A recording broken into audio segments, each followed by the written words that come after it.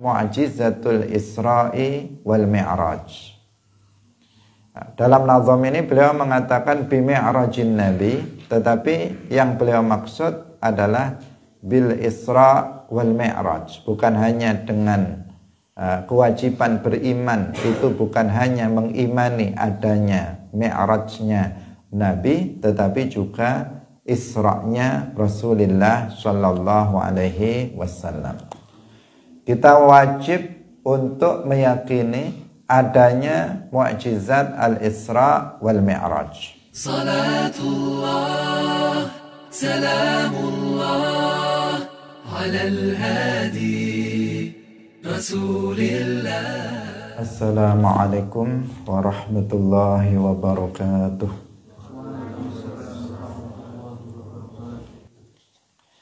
Naqra. Qala al-muallif rahimahullahu ta'ala wa nasakhuhu li syar'i ghairihi waqa' hatman adhallallahu man lahu mana' wa nasakha ba'di syar'ihi bil ba'di ajiz wa ma fi dhalahu min khaddi wa mu'jizatuhu kathiratun ghurar minha kalamullahi mu'jizul bashar wajzim bi mi'rajin Nabi kama rawahu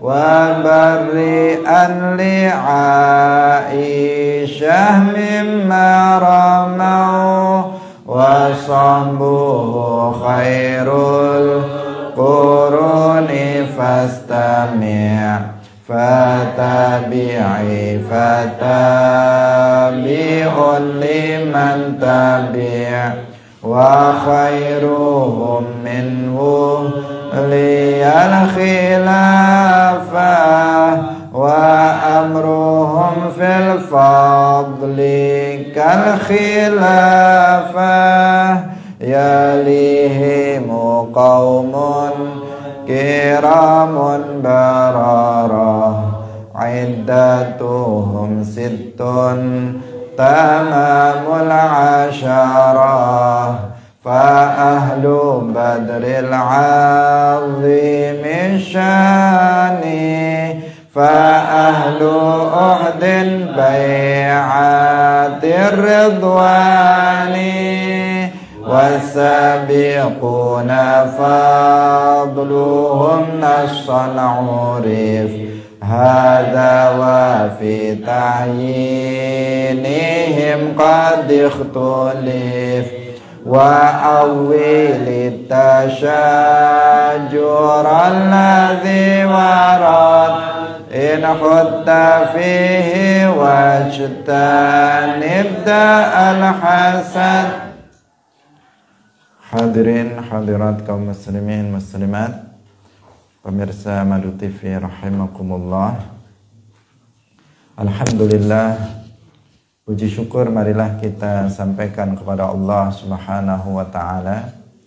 Pada pagi hari ini Allah Subhanahu wa taala masih melimpahkan nikmat-nikmatnya kepada kita semuanya, terutama nikmat iman, nikmat Islam, nikmat taufik.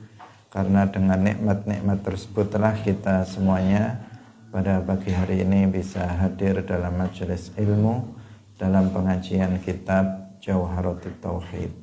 Semoga Allah Subhanahu wa taala memberikan keikhlasan di hati kita dalam melakukannya, sehingga amal ini tergolong sebagai amal yang diterima oleh Allah Subhanahu wa taala. Amin ya rabbal alamin.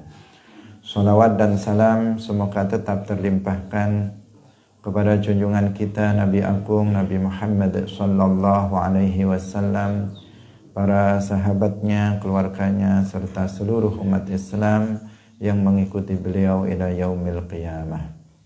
Hadirin rahimakumullah, Mari kita mulai ngaji kita pagi hari ini. Dengan tidak lupa, mari kita mengikhlaskan niat kita lillahi ta'ala. Qala al-muallifu rahimahullahu ta'ala, wajzim bimi'rajin nabi kama rawaw wa barri'an li Aisyah mimma ramaw. Wajzim lan mantepo sapa sira kelawan keyakinan sira bimi'rajin nabiyyi kelawan mi'rate Kanjeng Nabi. Kama rawau kaya oleh ngriwayataken sapa ahlul hadis. Wa barri'an lan teman-teman bebasna sapa sira li Aisyah maring Aisyah mimma saking perkara ramau kang wis nuduh sapa wong-wong akeh. Hadirin hadirat rahimakumullah, kita masih berbicara membahas tentang mu'jizat dari Rasulullah sallallahu alaihi wasallam. Dijelaskan dalam pertemuan sebelumnya bahwa mu'jizat Rasulullah sallallahu alaihi wasallam yang terbesar dan bisa disaksikan sepanjang masa sampai sekarang adalah Al-Qur'anul Karim. Dan di antara mu'jizat beliau lagi, di antara yang terbesar dari mu'jizat Nabi yang lainnya adalah mu'jizatul Isra'i wal Mi'raj.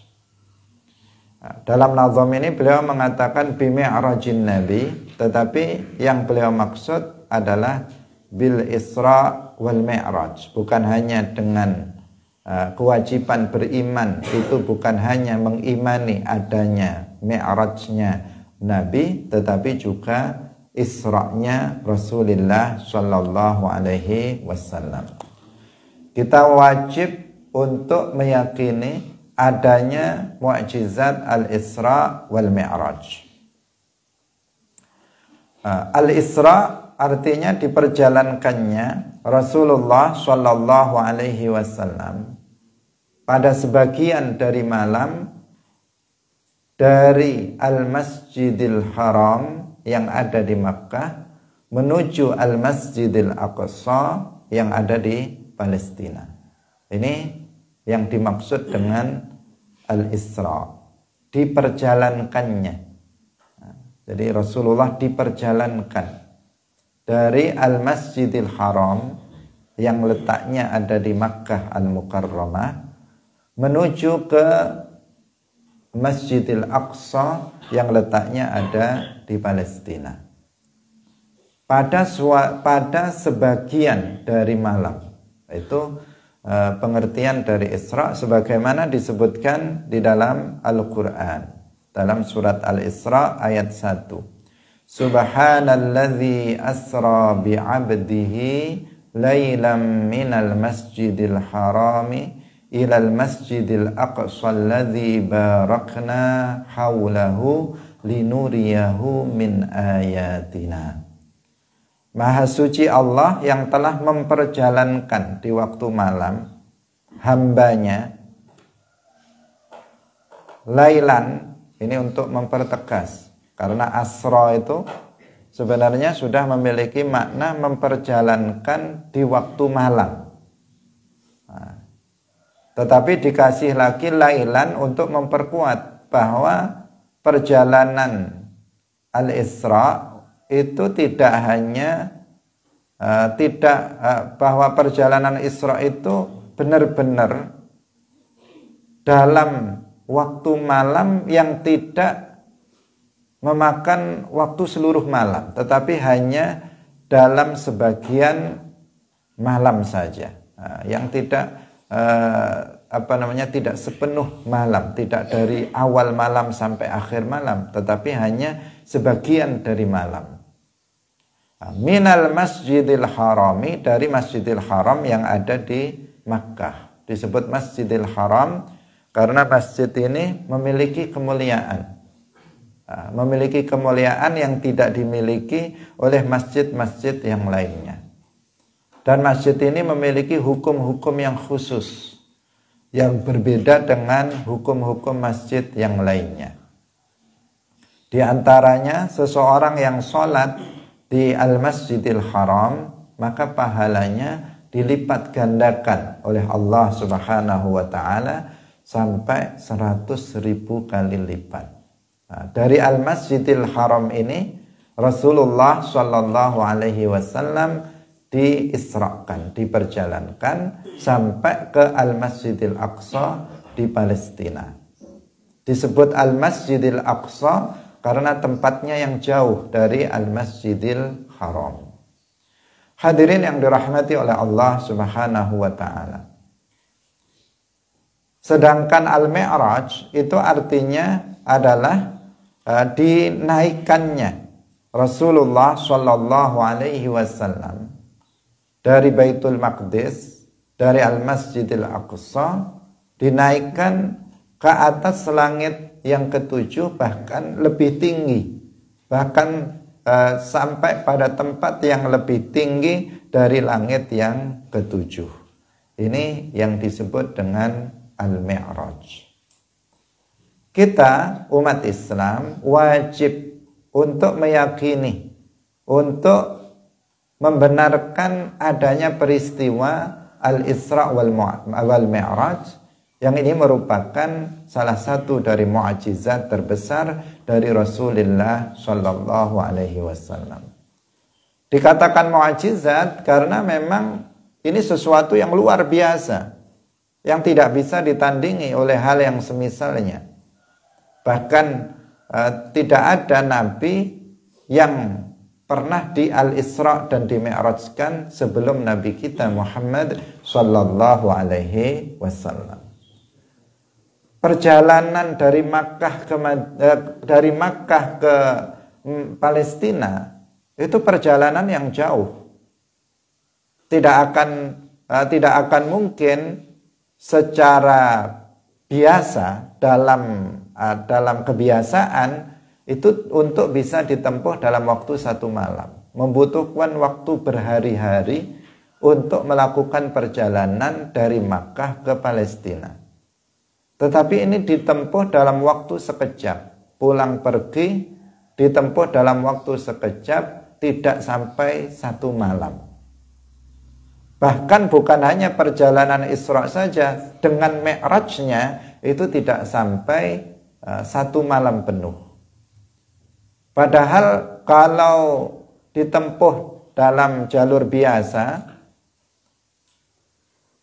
perjalanan Mi'raj itu dari bumi menuju ke langit yang ketujuh, bahkan masih naik lagi lebih tinggi dari langit yang ketujuh, itu memerlukan waktu ribuan tahun. Karena jarak antara bumi ke langit pertama itu adalah 500 tahun perjalanan. Jarak antara langit pertama dengan yang kedua itu juga jarak 500 tahun perjalanan.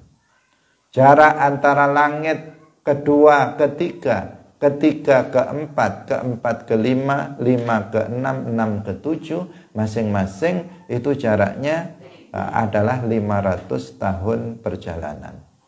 Artinya sangat-sangat jauh, tetapi itu ditempuh oleh Rasulullah Shallallahu Alaihi Wasallam dalam waktu hanya sebagian dari malam, tidak dalam keseluruhan malam. Hadirin yang dirahmati oleh Allah Subhanahu wa Ta'ala, maka ini mukjizat dari Rasulullah Shallallahu Alaihi Wasallam, karena ini sesuatu yang luar biasa yang terjadi pada Rasulullah Shallallahu Alaihi Wasallam. Dan kita umat Islam wajib untuk beriman dengan adanya Al-Isra wal Mi'raj ini. Kewajiban beriman terhadap Al-Isra wal Mi'raj ini karena ada nas. Kalau Al-Isra itu ada nas sharih yang menjelaskan tentang peristiwa ini, yaitu ayat yang tadi kita baca dalam Al-Quran surat Al-Isra ayat 1. Subhanalladzi asra bi'abdihi laylam minal masjidil harami ilal masjidil aqsal ladzi barakna haulahu linuriyahu min ayatina. Di sini sharih, ayat ini sharihah, ayat ini jelas menetapkan adanya mukjizat Al-Isra karena langsung menggunakan lafaz asra bi abdihi lailam minal masjidil harami ilal masjidil aqsa. Maka kalau ada seseorang yang mengingkari adanya mukjizatul Isra, hukumnya adalah kufur. Orang yang misalnya mengatakan Isra itu enggak ada, maka hukumnya kufur. Orang yang mengingkari adanya Al-Isra hukumnya kufur. Kenapa? Karena itu berarti pengingkaran terhadap Al-Isra berarti takdzibul Quran, berarti mendustakan Al-Quran. Al-Quran telah secara sharih menjelaskan adanya peristiwa Al-Isra, tetapi dia mengingkarinya, seakan-akan dia mengatakan Al-Quran itu bohong, nggak benar. Nah, dia telah mendustakan Al-Quran, maka dia jatuh dalam kekufuran. Selain bahwa peristiwa Al-Isra ini juga telah dijelaskan dalam hadis-hadis yang sahih. Nah, maka sama sekali seseorang tidak boleh mengingkari adanya mukjizatul Isra. Adapun Al-Mi'raj, maka kita juga wajib untuk meyakini adanya. Karena peristiwa Al-Mi'raj ini juga dijelaskan dalam Al-Quran dan hadis-hadis yang sahih. Hanya saja ayat yang menjelaskan tentang peristiwa Al-Isra itu tidak sharih, hanya saja mendekati sharih. Mendekati sharih artinya sudah hampir sharih ayat yang menjelaskan tersebut, tetapi tidak sharih karena tidak menggunakan kata-kata Al-Mi'raj dalam ayat tersebut, yaitu dalam surat An-Najm. Allah Subhanahu wa taala berfirman, "Wa laqad ra'ahu nazlatan ukhra 'inda sidratil muntaha 'indaha jannatul ma'wa." Walaqad ra'ahu nazlatan ukhra, dan benar-benar Muhammad itu melihat Jibril dalam bentuk aslinya untuk kedua kalinya. Karena Rasulullah melihat malaikat Jibril pertama kali ketika beliau di Makkah. Kemudian kedua kali ketika beliau itu dimi'rajkan, yaitu 'inda sidratil muntaha. Rasulullah melihat untuk kedua kalinya wujud asli malaikat Jibril di dekat Sidratul Muntaha. Sidratul Muntaha ini adalah pohon yang sangat indah dan sangat besar, yang akarnya itu ada di langit ke-6 dan dia menjulang tinggi sampai di atas langit ke-7. Ini namanya Sidratul Muntaha. Rasulullah melihat malaikat Jibril dalam bentuk aslinya di dekat Sidratil Muntaha, indaha jannatul ma'wa, yang di dekatnya itu juga ada surga. Nah, ini ayat Al-Quran menunjukkan bahwa Nabi itu pernah ada di Sidratul Muntaha, di dekat Sidratul Muntaha, di atas langit ke-7. Nah, ini kan menggambarkan adanya peristiwa Mi'raj. Kapan Rasulullah Shallallahu Alaihi Wasallam itu berada di atas langit ke-7, di dekat Sidratul Muntaha, beliau melihat malaikat Jibril untuk kali keduanya. Nah, maka ini hampir sharih menunjukkan bahwasanya Rasulullah Shallallahu Alaihi Wasallam itu dimi'rajkan, yaitu dinaikkan dari Baitul Maqdis di Palestina menuju ke tempat yang lebih tinggi dari langit yang ketujuh. Ini karena itulah maka kita juga wajib untuk mengimani adanya Mi'raj. Hanya saja seseorang yang mengingkari adanya peristiwa Mi'raj ini, para ulama mengatakan tidak dikafirkan. Kecuali apabila dia jahidan, dia sudah diberitahu ini nasnya, ini hadisnya, tetapi dia tetap mengingkarinya, maka dia bisa jatuh kepada kekufuran. Tetapi jika seseorang kemudian belum tahu tentang nasnya, kemudian atau tentang dalil adanya Mi'raj ini, kemudian dia mengingkarinya, maka di sini dia tidak dikufurkan. Berbeda dengan Al-Isra yang dalilnya itu sharih. Dalam Al-Quran ada ayat yang sharihah menjelaskan tentang peristiwa Al-Isra.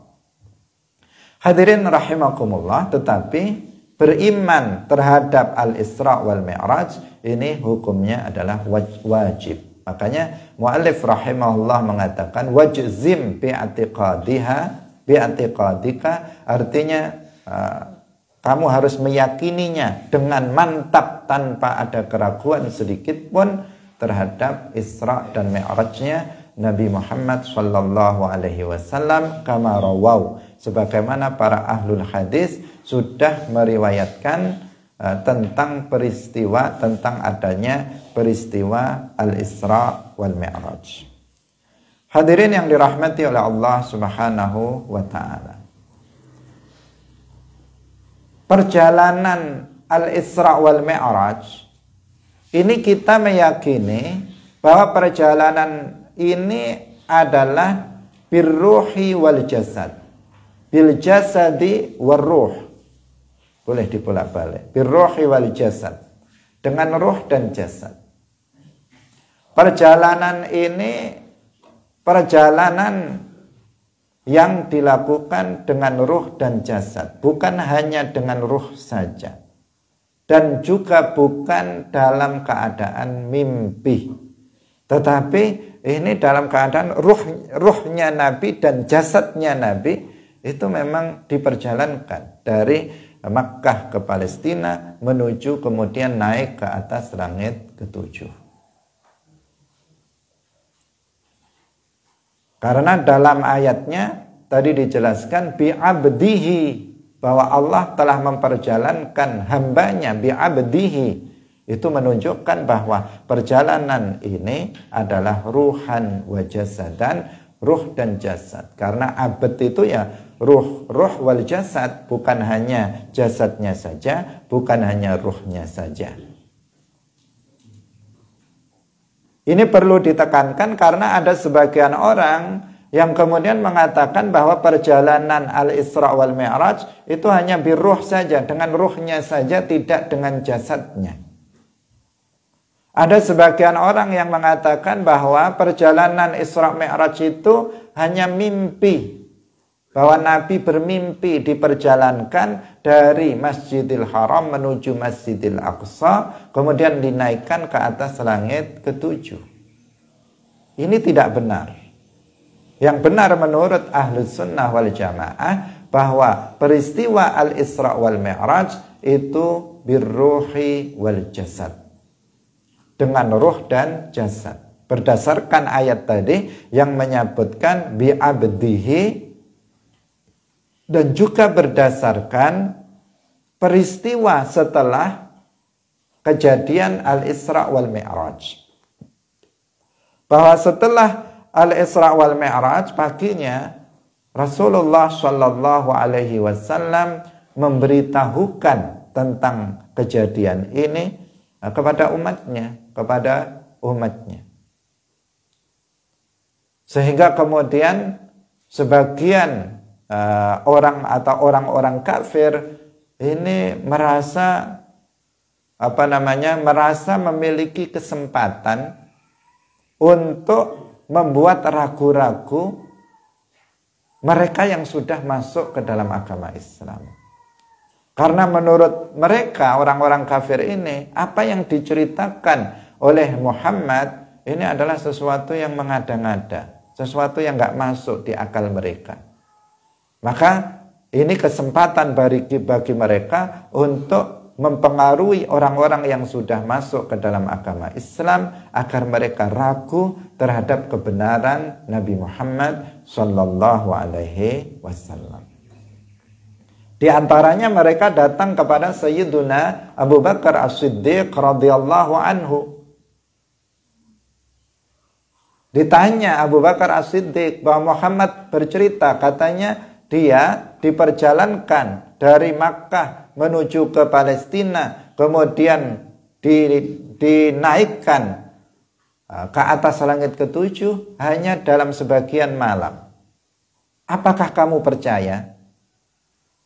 Sayyiduna Abu Bakar As-Siddiq ditanya oleh orang-orang kafir. Tujuannya pertanyaan ini adalah membuat Sayyiduna Abu Bakar ragu terhadap kebenaran Rasulullah Shallallahu Alaihi Wasallam karena menceritakan sesuatu yang menurut akal mereka itu tidak mungkin terjadi.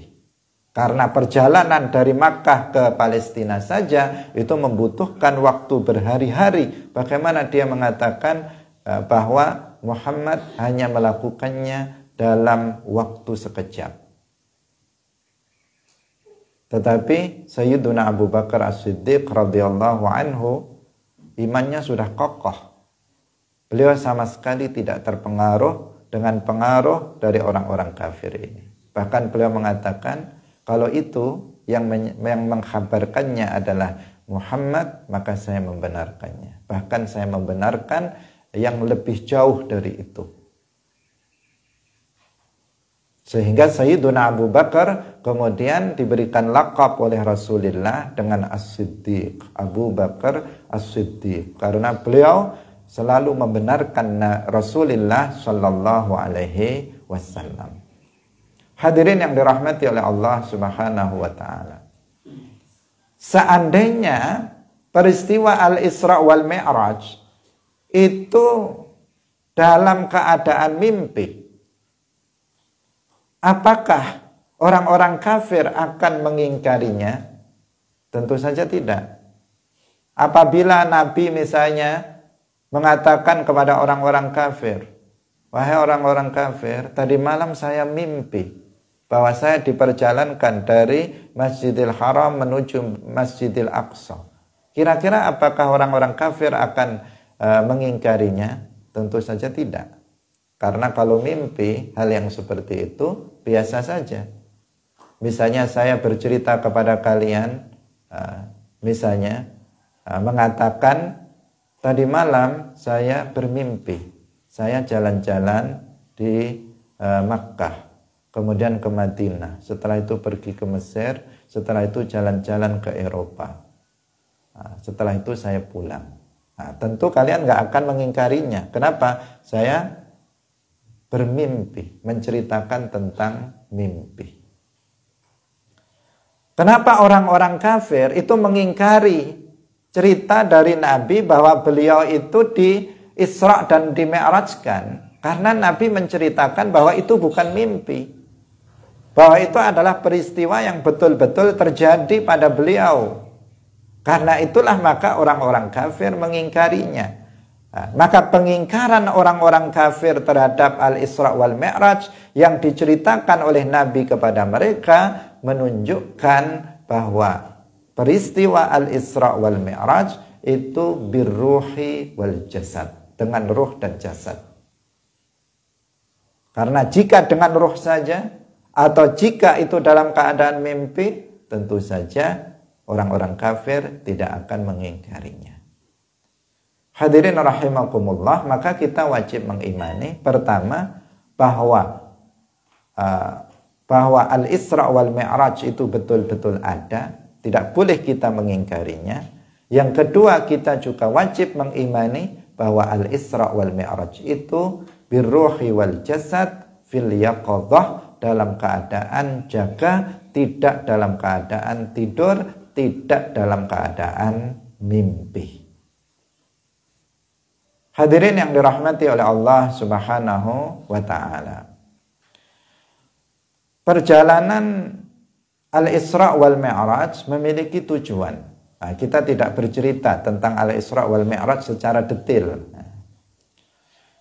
Tetapi kita berbicara tentang hal-hal yang penting untuk kita ketahui terkait dengan masalah Al-Isra wal Mi'raj karena terkait dengan masalah akidah. Tujuan daripada Al-Isra wal Mi'raj itu adalah untuk memuliakan Nabi dan untuk memperlihatkan keajaiban-keajaiban kekuasaan Allah, baik yang berada di alam bawah maupun yang berada di alam atas. Ini tujuan daripada Al-Isra wal Mi'raj. Secara khusus, tujuan Al-Isra adalah untuk memperlihatkan Rasulullah Shallallahu Alaihi Wasallam tanda-tanda kebesaran, tanda-tanda keagungan kekuasaan Allah yang berada di alam bawah. Sementara tujuan Mi'raj adalah untuk memperlihatkan kepada Rasulullah Shallallahu Alaihi Wasallam tanda-tanda kebesaran dan keagungan kekuasaan Allah yang berada di alam atas. Ini tujuan daripada Al-Isra wal Mi'raj. Tujuan Al-Isra sudah disebutkan di dalam Al-Quran. Yang tadi kita baca dalam Al-Quran surat Al-Isra ayat 1. Dalam ayat itu sudah sangat terang dijelaskan bahwasanya Rasulullah Shallallahu Alaihi Wasallam diperjalankan dari Al-Masjidil Haram menuju ke Al-Masjidil Aqsa itu linuriyahu min ayatina. Di sini dijelaskan Subhanalladzi asra bi'abdihi lailam minal masjidil harami ilal masjidil aqsa alladzi barakna haulahu linuriyahu min ayatina, untuk kami perlihatkan kepadanya, kepada Muhammad, di antara tanda-tanda keagungan kekuasaan kami. Berarti di mana? Di alam bawah, karena Isra itu perjalanan dari Makkah menuju Palestina.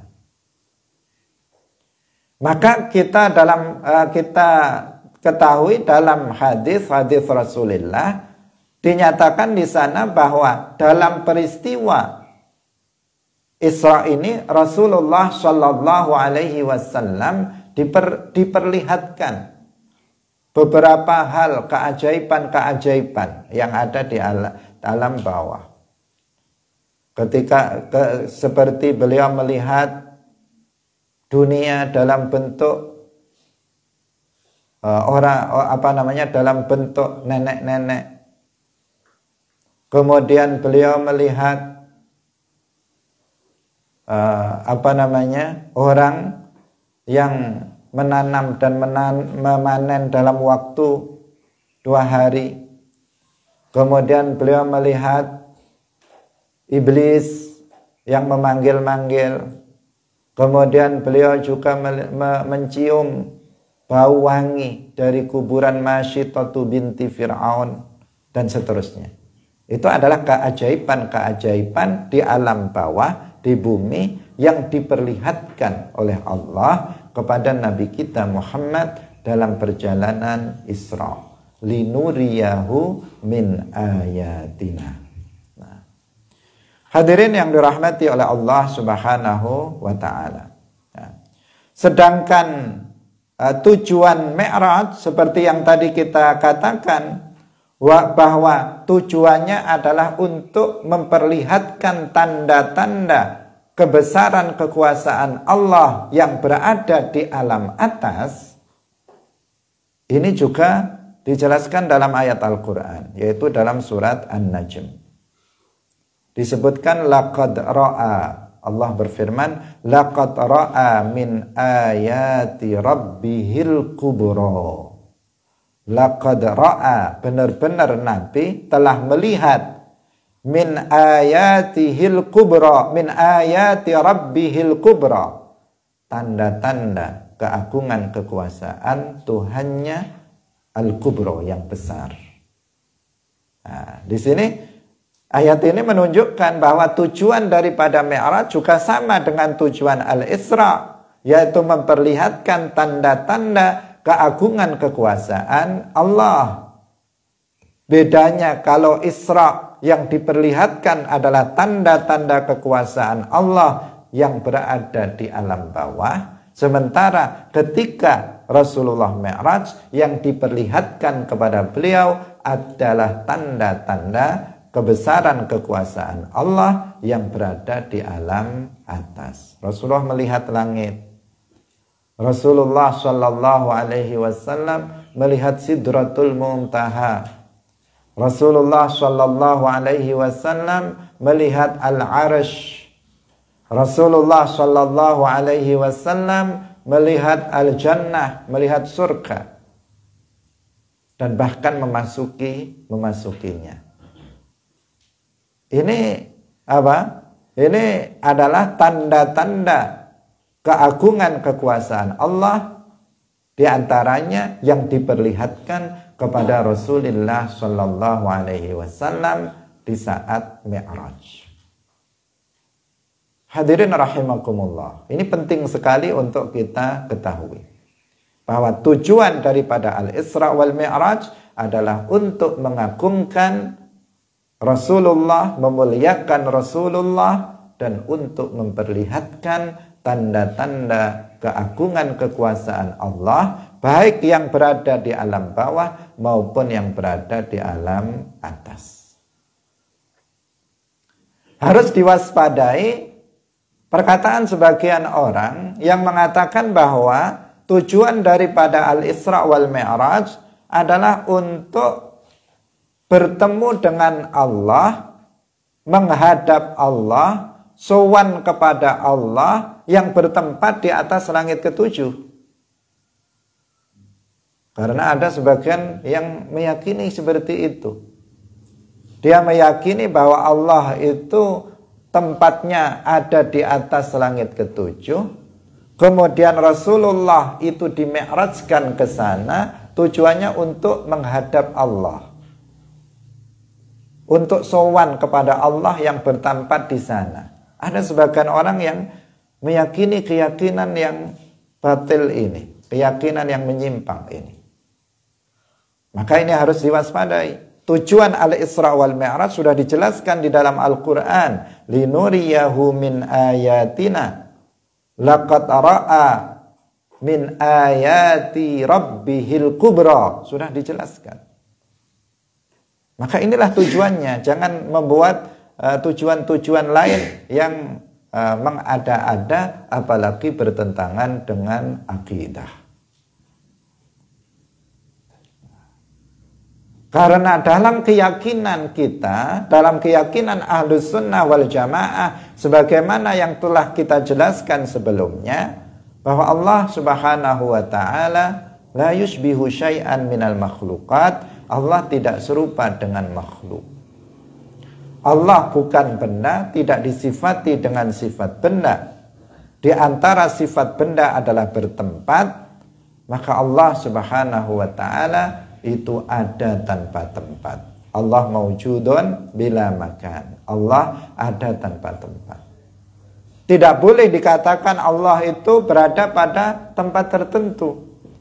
Tidak boleh dikatakan Allah itu bertempat di atas langit. Tidak boleh dikatakan Allah itu bertempat di atas arsy. Tidak boleh dikatakan Allah itu bertempat di mana-mana. Karena bertempat adalah sifat makhluk. Allah tidak boleh disifati dengan sifat makhluk. Sifatnya mukhalafatul lil hawaditsi. Laisa kamitslihi syai'. Tidak serupa. Allah tidak serupa dengan sesuatu pun dari makhluknya. Baik dalam satu segi maupun dalam semua segi. Maka nggak boleh diyakini Allah itu bertempat di atas langit ketujuh, kemudian Nabi datang ke sana di malam Mi'raj untuk menghadap Allah. Tidak boleh diyakini seperti itu. Yang benar adalah bahwa Nabi melakukan perjalanan Al-Isra wal Mi'raj tujuannya linuriyahu min ayatina, untuk diperlihatkan kepada beliau tanda-tanda kekuasaan Allah, baik yang berada di alam bawah maupun yang berada di alam atas. Hadirin yang dirahmati oleh Allah Subhanahu wa taala. Dalam peristiwa Mi'raj, memang Rasulullah Shallallahu alaihi wasallam itu diperdengarkan kalam Allah. Pada waktu itu Rasulullah Shallallahu alaihi wasallam berada di tempat yang lebih tinggi dari langit yang ketujuh. Nah, di tempat itu Rasulullah Shallallahu alaihi wasallam diperdengarkan kalam Allah yang bukan bahasa, bukan huruf, bukan suara, bukan dialog kayak orang dengan orang berbicara, enggak. Tetapi Rasulullah Shallallahu alaihi wasallam berada di tempat yang lebih tinggi dari langit ketujuh. Rasulullah bertempat di sana. Kemudian di tempat itu Rasulullah diperdengarkan kalam Allah yang bukan bahasa, bukan huruf, dan bukan suara. Di antara hal yang dipahami oleh Rasulullah Shallallahu alaihi wasallam ketika itu adalah perintah melaksanakan sholat 5 waktu. Itu diantara yang beliau pahami. Namun yang perlu kita perhatikan, ini tidak menunjukkan peristiwa ini, peristiwa di mana Rasulullah Shallallahu alaihi wasallam diperdengarkan kalam Allah yang azali dan abadi, yang bukan bahasa, huruf, dan suara, ketika Nabi berada di tempat yang lebih tinggi dari langit ketujuh, itu tidak menunjukkan bahwa Allah bertempat di atas langit ketujuh. Tidak menunjukkan itu.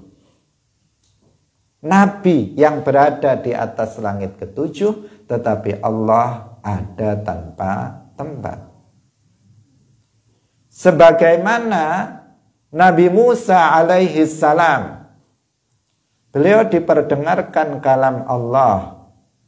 Sebagaimana Nabi Muhammad diperdengarkan kalam Allah, Nabi Musa juga diperdengarkan kalam Allah.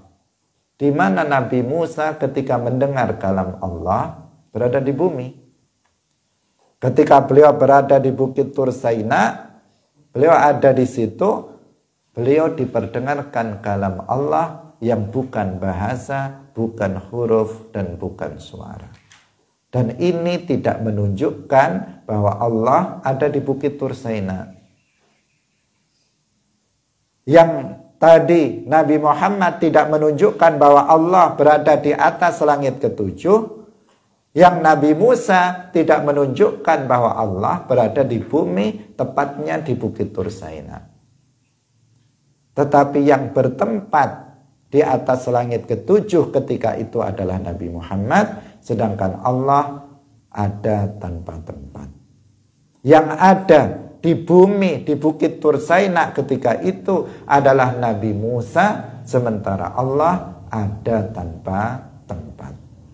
Allah Subhanahu wa ta'ala Maha Kuasa untuk memperdengarkan kalamnya yang bukan bahasa, huruf, dan suara kepada orang yang Allah kehendaki tanpa Allah berada pada suatu tempat.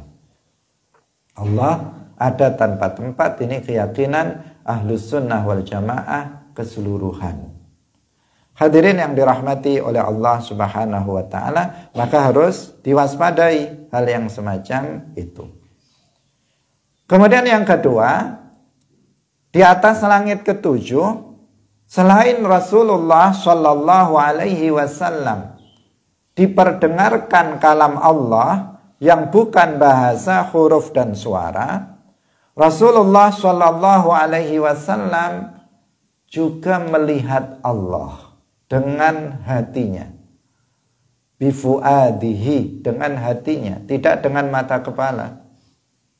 Karena Allah Subhanahu wa Ta'ala di dunia ini tidak dilihat dengan mata. Rasulullah Shallallahu Alaihi Wasallam bersabda, "Lan tarawna rabbakum hatta tamutu." Kalian tidak akan melihat Tuhan kalian sampai kalian mati, sampai kalian meninggal dunia. Artinya di dunia ini Allah tidak akan bisa dilihat dengan mata yang faniyah, dengan mata yang rusak. Dalam Al-Quran Allah Subhanahu wa Ta'ala berfirman, "Lan tarani." Kamu wahai Musa tidak akan pernah melihatku di dunia ini. Di dunia Allah tidak bisa dilihat. Maka Rasulullah Shallallahu Alaihi Wasallam ketika Mi'raj, para ulama mengatakan bahwa beliau melihat Allah, tetapi bifuadihi, dengan hatinya, tidak dengan mata kepalanya. Allah Subhanahu wa Ta'ala membuka hijab maknawi dari dalam hati beliau. Allah Subhanahu wa Ta'ala memberikan kekuatan pada hati beliau sehingga beliau kemudian bisa melihat zat Allah Subhanahu wa Ta'ala yang bukan berupa benda dan tidak disifati dengan sifat-sifat benda, yang ada tanpa tempat dan arah, dengan hatinya.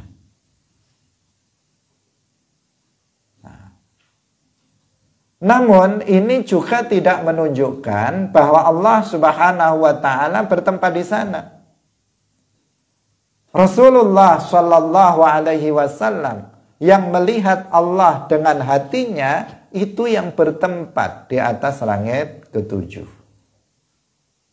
Tetapi Allah Subhanahu wa Ta'ala yang dilihat oleh Nabi dengan hatinya tidak berada di langit ketujuh dan tidak di mana-mana, ada tanpa tempat.